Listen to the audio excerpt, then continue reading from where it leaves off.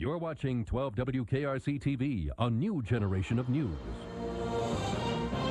12 Newsmakers starts now. Good morning and welcome to Newsmakers. Consider these two perspectives on politics in Ohio. If you are in the leadership of the Ohio Republican Party, your biggest problem is keeping all those successful, ambitious, statewide office holders patient enough that they don't start picking fights with each other in party primaries. Secretary of State Ken Blackwell, State Auditor James Petro, and the State Treasurer Joe Dieters all are determined to be governor in 2006 and are all angling this year to get in the best position to make that run. If you are in the leadership of the Ohio Democratic Party, on the other hand, you are starting from point zero with no statewide office holders. In the short run, the goal has to be to win at least one office, if possible, this November. But even more importantly, now is the time to be sure you start identifying and developing talent that can win statewide 4 years from now, when Taft will vacate the governor's office and several current Republican office holders will expose their seats in the scramble for the top. That's the picture from the leadership perspective. But what about from the potential Democratic candidate's position? To explore that, I am joined this morning by Alicia Reece, the vice mayor of the city of Cincinnati.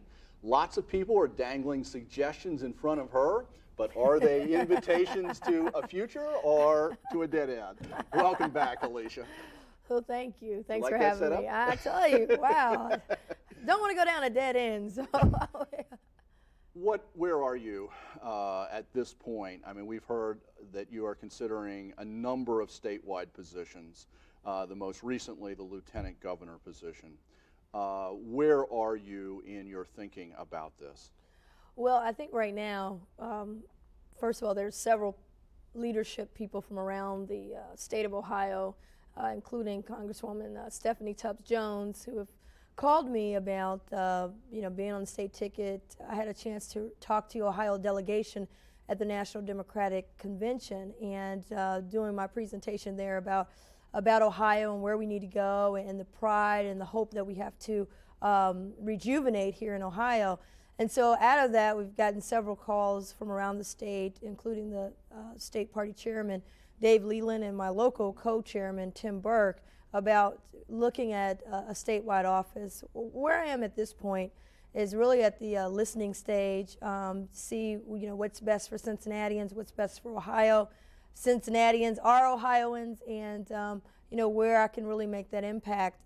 So I'm just in a listening stage, but in the meantime, I'm still actively moving forward as the vice mayor of the city, and no matter what my decision is, I'll still be the vice mayor of the city, and if I decide to do any campaigning, it would be probably 20% of my time, which would be on the weekends. Okay. How long do you have to make a decision? What kind of time frame are you looking at? Is somebody expecting you to give them a call back in the next week, in the next month? What are you looking at? I think we're looking at probably a couple of weeks, having a chance to talk with different people who are coming to town. Some of them I've already talked with. Others are. Who have you talked to? I've talked to Tim Hagan. Who is going to run for governor? Right. Do you know him? I don't know him personally. I had a chance to hear him before being considered for lieutenant governor. I had a chance to hear him when he came down and made the pitch to the Hamilton County Democrats. Mm-hmm. So I had a chance to hear and meet his wife. Well, I thought he had some exciting things. One of the things he's passionate about, reclaiming Ohio and the pride in Ohio. I think we share a lot of the same issues and the passion. In Cincinnati, I chair the health committee and the employment committee and the children's services and small business. And those are issues that he's passionate about in Ohio. Employment, making sure, we have job opportunities in Ohio. He's concerned about health care in Ohio, particularly with our children and our senior citizens. He's concerned about small business. What do you think about this new proposal that's been put out by the AFL-CIO and a number of other groups for new prescription drug plan that the state would get involved in for uninsured and underinsured people? Well, I think it's an exciting plan, and I think it's something that certainly we have to take a look at. We got to start thinking outside of the box because we're in a situation now where more people are dying from health causes and not able to get prescriptions, and senior citizens are not able to get it. Particularly, more people are uninsured and underinsured as they get laid off from their jobs. and more jobs not providing that. So I plan to look at that proposal, and actually our committee locally, because I think it's also local impact, we'll be looking at that proposal. Before I leave this, and I do want to talk about council in the city, but before I leave this, I don't think anybody from an objective point of view would say the Democratic ticket, whoever is on it this year, has much of a chance this year. Now, you may disagree, and you know, and once if you decide to run, you will certainly disagree, and you have to. But that's what I would say. Let me frame it that way. How does somebody your age, what, 30? Yes. Would you take on a race that you think, at least, let me put it this way, it's a distant chance that you could beat the incumbent governor, Bob Taft?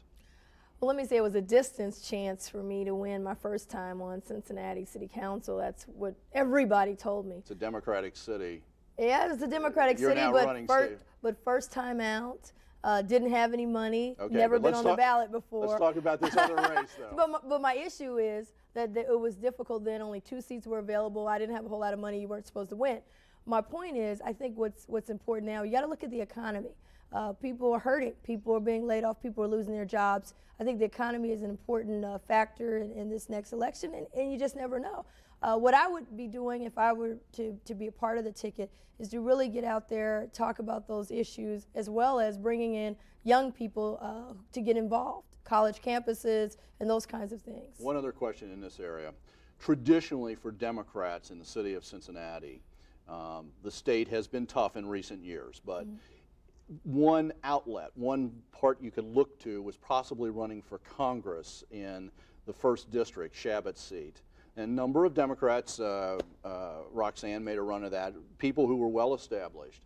That's now closed off with redistricting. That's been turned into a safe Republican seat. Does that sort of force you to think about other things? Because now, really, there isn't any other choice but to go statewide because you can't go to Congress anymore? Well, I think the district, certainly, I think, of course, the Democrats have problems with that district. But I think the most important thing is that I wasn't out looking for options. I was on council. I've worked hard. I'm going to continue to work hard. I'm vice mayor of the city. I'm moving forward in that regard. But what has happened is that other people are looking at me maybe to be able to do the type of things I did in Cincinnati and do it throughout the state. So my thing now, I'm in a listening mode. I'm not out sending out resumes trying to run for other offices. So within the next couple of weeks, what's the earliest we might hear anything? I don't know. I think probably earliest could be a week or 2 weeks. Okay. Let's go on to the issues that you can do something with. Yes. In the case of the city, you're vice mayor. What is your agenda? What are your, let me put it this way, what are your priorities? And how do they match up with the mayor's priorities? Well, I think they match up. I think they match well. We both feel that we've got to start thinking outside the box and doing things differently. My focus is connecting the riverfront to the neighborhoods. I'm committed to neighborhood development. 98% of our people live in the neighborhoods. The DeSales project, which is an exciting project in Walnut Hills, I'm looking forward to working on that. The Seymour project, completing that project that includes Swifton, which connects us to the heart of Hamilton County. So I think we're on the same path of we've got to start doing some development things. The mayor's talking about the Vine Street project. Right, the mayor is talking about Vine Street project. I don't think that prohibits us from doing some of the other projects that have been approved by the council and we're starting to work on, like the Sales in Walnut Hills, project in Evanston, project in Price Hill, and those kind of things. But when it comes down to budget, I mean, that's where, the rubber meets the road. Right.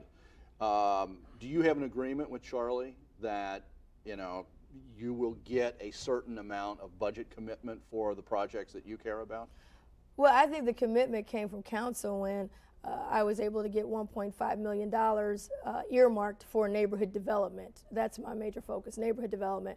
I was able to get a small business division that I worked with the mayor on, and he and I are working together to get more money for small businesses. So we're certainly working together to share that. The other thing that we certainly agree on is systematic changes. The mayor has said he's going to have an agreement with the Justice Department. That's something I care deeply about, and he and I are working together. He was saying by March 1, the last time he was on here. Do you think that's doable?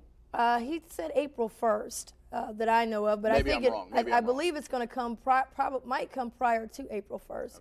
Okay. But April 1st is the deadline. I think we certainly will meet that deadline. What about this proposal last Thursday on the plan for financing a modest expansion of the convention center with a new tax, but a tax on hotels rather than on restaurants, so it hits out-of-town people more? What's your position on that? Well, I haven't had a chance to really sit and really go through the funding plan. I think the important part is that there is a funding plan. Now we need to get down to how does that really benefit Cincinnatians, contractors, African American businesses, women-owned businesses. How can we expand the marketplace so convention center is not just a building, but it becomes an economic opportunity for all citizens, and that's what I'll be looking at. You had you wanted to talk to the new city manager before that vote on Thursday. You did that last weekend. What was it that you wanted to hear from her, and what did you hear? Well, the charter says the mayor makes the recommendation, and we don't get involved in that. Once the recommendation is made, the council then interviews the candidate. So I wanted to comply with that charter. And there were some issues that the community that I put together in 1999 that citizens around the city told me. One, I wanted to talk to her about how important it is for police-community relation reforms. That's the #1 priority here. Justice Department reform and working with the Citizen Review Panel, OMI, and reforming that instance. #2 was that there was an understanding that neighborhoods, certainly people in the neighborhoods want to see development, they want to have basic services, and making sure that there's some commitment to that. We got less than about 30 seconds Yes. here. Did you hear the right kind of things? I know you voted for her, but did you hear the right things? I did. I heard the right kind of things, and she and I in that conversation was able to share the same vision, and I'm excited to see her come to Cincinnati. Very quickly, a click on personality too? No, I think we're compatible. Oh, that's what I meant. Oh yeah, we definitely, because we both are passionate. Thank you for being here. Thank you. And if anything happens, we're going to have you right back. Okay. Okay. The nuclear-powered submarine named for Cincinnati had its Navy career cut short at the end of the Cold War. Some local folks now think it ought to have a second career as the anchor for a new science education facility on the Cincinnati riverfront. Stay tuned to meet the leaders of that effort.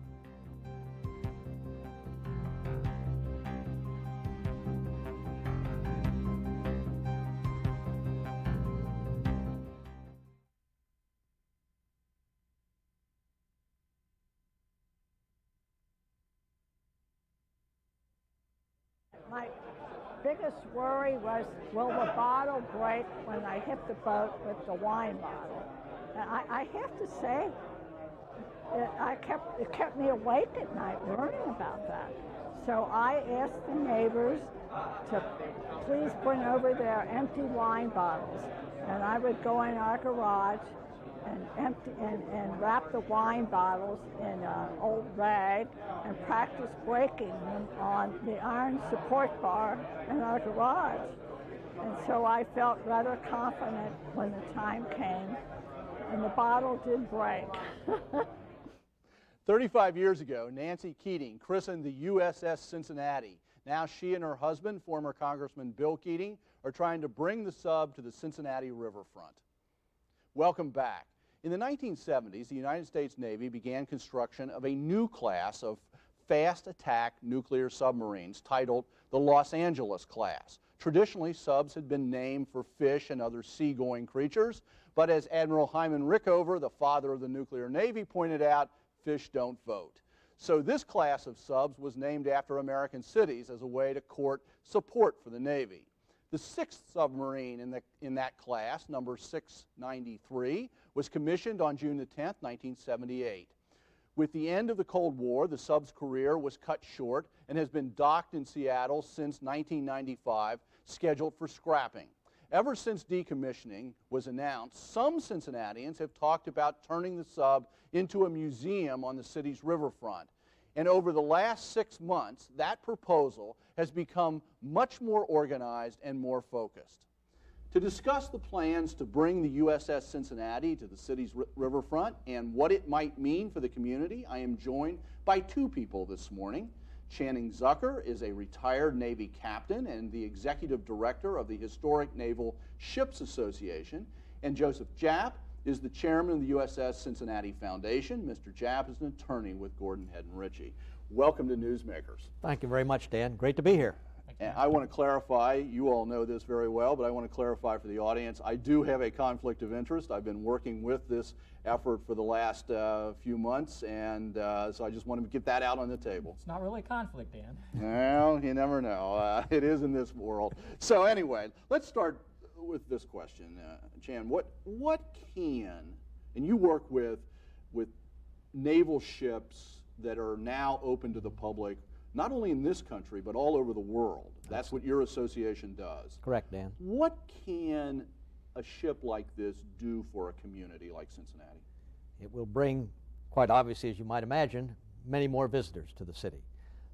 It is a real attraction. The idea of explaining and encouraging the knowledge of maritime heritage, naval maritime heritage, is a real draw. The idea of the educational focus and the work with youngsters. For example, overnight encampment programs. Many of the ships run these weekend, primarily, overnight encampment programs. Some of them bring in as many as 30,000 young men, boys and girls, in the course of a year. And they're taught various nautical skills, view old classic Navy films, eat on board, regular ship's routine, and go away just really taken up with it. So it's a real draw for educational purposes. Okay, we're going to explore some of those in more detail as we Fine. go along here. Joe, one of the things that it's been in the paper, and I think some people know, that the sub is scheduled for scrapping, and that the federal government, to scrap it, would have to spend $25 million just to scrap it. I think it's a staggering figure for most of us, but just to scrap this, it would cost $25 million. That's right. Why can't the government, well, first off, what would it cost to turn this into a museum here in Cincinnati? And secondly, if it's less than $25 million, which I know it is, why can't the government just pay for it? The government will spend a lot of that $25 million in the modifications it needs to make to the submarine. It needs to remove the reactor compartment section of the submarine. There will not be any radioactive problem on the submarine once it would come to Cincinnati, because all that will have been removed by the Navy. So a large portion of that $25 million that the Navy does authorize and spend on that will be used up. They'll have to remove certain classified systems and other sensitive technologies that are on board. So a large portion of that will be expended. At one point, though, they will reach where they have finished all their work and then we take over. Our price tag that we've estimated is a total of about $15 million. That's the total price to insert a hull section to replace that removed reactor compartment section and restore it to its original length, tow it from Seattle down the west coast through the Panama Canal, up to the Gulf somewhere, probably New Orleans, where we will mount it on a transport barge. We need to construct the barge, that's a several million-dollar item, build the museum center on the barge, and then push it upriver to Cincinnati. So that's the total cost. The federal government actually is prohibited by federal law from spending federal taxpayer money to turn a ship into a museum for a community.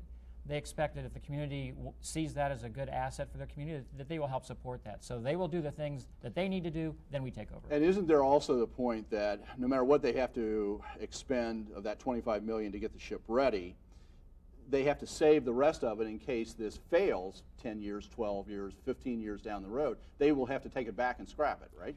That's the logic, as they've explained it to us, that they keep that money on account, and that money is there if, for whatever reason, Cincinnati in the future or any other city that has one of these museum vessels doesn't want it anymore and the Navy has to take it back, they then can finish the job and scrap it. Is that on account with my Social Security payments?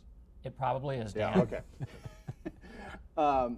Chan, if Cincinnati was able to pull this off Yes. and get the USS Cincinnati, how special, how unique, would it be unique to get this kind of nuclear submarine here, given your view of the world and all the ships that have been saved out there? And there are, what, about 133 ships? Yeah, that's right. Yeah, well over 130. So would this be unique, or would this just be one more? This would be truly unique, one of a kind. It will be the first time that a nuclear vessel has been donated by the Navy to a city. This has never been done before. It's precedent setting. And just the concept, what a nuclear vessel of this sort, the capabilities, the configuration will bring is just one of a kind. And so it will be a real star. Now I want to ask that question again. I think we have a photo of another sub with the reactor core being pulled out of it, which we saw briefly earlier. You're saying that once that's done, and we're seeing it on screen now, once that's pulled out of the USS Cincinnati like we're seeing on this one, there is no radiation danger for the visitor? That's correct. The way that a submarine is designed, first of all, the crew has to be able to live on board for months at a time. The radioactive systems are contained in the reactor compartment. It's a totally sealed unit within the submarine. The crew doesn't even go in there. Once they have removed that and some of the associated piping, there really is no further radiological danger. And of course, the Navy would survey the entire vessel, checking for any radioactivity that was there. They would not be able to release that to us unless it is totally been decontaminated and there's no danger whatsoever. You know, the normal lifespan for a submarine like this would have been about 30, 35 years. That's this correct. one cut short because of the Cold War ending. There is a lot of technology on a submarine that's still top secret. Will the Navy be nervous about not only the nuclear reactor core, but nervous about opening up this sort of vessel to visitors who they don't know who is going to get on? No, what they will do before this happens is they will actually review for the various equipments on board just what in fact is still classified and what is not. In the last few years, a tremendous amount of it has been declassified. As a matter of fact, there's an exhibit at the Smithsonian Institution right now in Washington, D.C., wherein much of what is now on the Cincinnati, or would have been before some of that work was done, would actually be capable of being displayed to the public.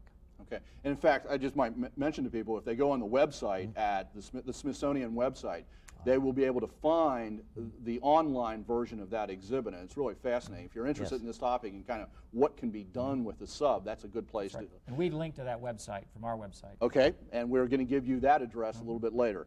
On the question of people going through the sub, we got a couple of photographs from inside the USS Cincinnati that shows kind of the close quarters. I mean, submarines are not spacious. This is, what are we looking at here, by the way? This is a view inside the control room. The Navy invited us to come out and inspect USS Cincinnati. We did that in June of 2000. You're looking at the control room station.